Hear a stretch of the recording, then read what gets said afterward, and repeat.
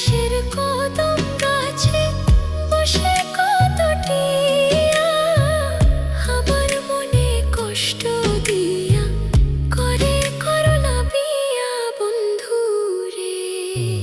কি অপরাধ পাইয়া রে